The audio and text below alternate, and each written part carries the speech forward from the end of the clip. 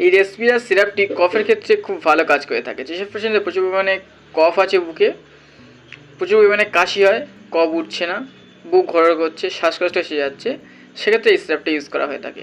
এই সিরাপটির ডোজ হচ্ছে 10 ml করে 3 বার, সকালে দুপুরে রাত্রে খাওয়া দাওয়ার পরে।